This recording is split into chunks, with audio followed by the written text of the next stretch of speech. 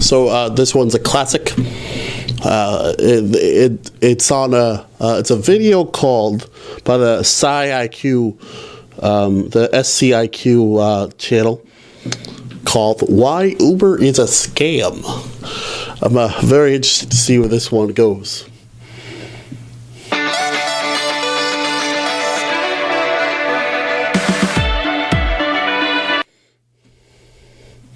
Okay, so I was looking at...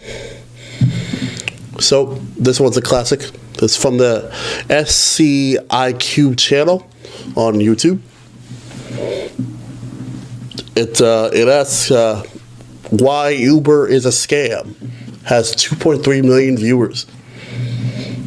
I wonder where this one's going. So I was looking at this graph that was put on Uber's website today, and I thought it looked too good to be true. How amazing that Uber drivers make more money than any other type of transportation driver. But I knew from my own experiences as a rider that Uber didn't cost that much. So it seemed weird that Uber was really cheap as a passenger, but yet Uber drivers make so much money. How does that work? Well, we did some math to find out the facts that Uber doesn't want you to know. So here's the sad truth about the type of driver that is on the road for Uber right now. This is an image from Uber of the rates that drivers make in LA, 90 cents per mile. Now, Uber has cut pay to drivers in Detroit all the way down to 24 cents a mile, but we're going to stick to the 90 cents LA example for now. So I wanted to calculate how much Uber drivers actually get to keep out of that 90 cents per mile. Let's have a look. So first of all, Uber takes 25% of the cut for new drivers that signed on to drive for Uber from Q3 2015. So now we're down to 67.5 cents per mile. Then you have to deduct tax because Uber doesn't withhold tax on your behalf. So in some LA counties, sales tax is as high as 10%.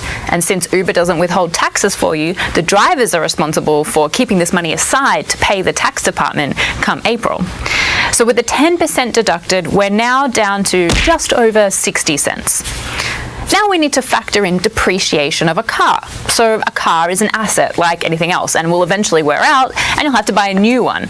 Every mile you drive decreases the value of your car and brings you that much closer to needing a new one. This is a big problem if you drive for a living.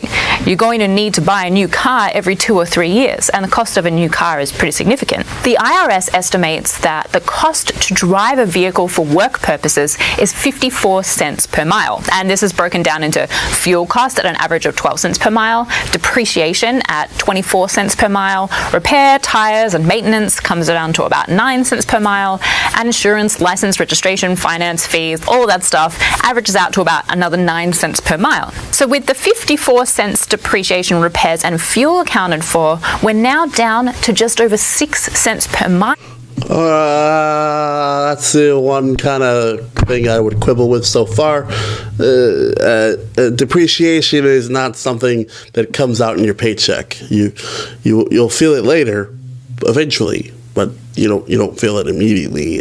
That's a stretch, but other words, so far bulletproof. That actually goes into the hands of an Uber driver. Now, given that Uber also asks its drivers to pay for things like bottles of water and gum and phone charges for its passengers, we can say for certain that driving for Uber pays well below minimum wage, or even worse, costs drivers money, as is seen directly in this actual fare that Uber charged one of its drivers. So given that... I suppose it depends on how far you're driving. And how far the fare is going and all that jazz before you can make that kind of conclusion. But I do see where they're coming from. It still feels a little too good to be true. The math is so bad. Why would anyone want to drive for Uber? So here's an example of a post an Uber driver put on Facebook. He was $400 behind in the rent and he needed to make that money up really quickly. And in a way, Uber is kind of like a loan scheme. This driver gets $400 in his hand, but he doesn't realize that come tax time, he's going to need to give some of it to the tax man. And he hasn't factored in fuel costs or the cost for repairs or the cost for buying a new car in the future. This is exactly the type of driver that Uber wants. They're desperate for cash, and they don't know enough about how Uber works to set aside some money for taxes and vehicle expenses. For these sort of drivers, Uber might be a good deal. They get I don't know that that's like the exact kind of driver that Uber wants. I think that's an argument, but I see she's got some valid points there, definitely. I don't think desperation makes your customer service levels better. But all interesting points. Cash in hand today, and sure, you're going to need to pay some of that back in taxes and car costs, but you get immediate cash to solve your immediate needs. So who cares? So for some people in desperate circumstances, that 6 cents a mile that Uber is offering might be an acceptable deal. But for most people, driving for Uber is a waste of time. I wish Uber would be more honest with people. By our calculations, the amount you're making an hour driving as an Uber driver is nowhere near $19 per hour. If you drive 30 miles per hour at 6.75 cents per mile, you're only making $2 per hour.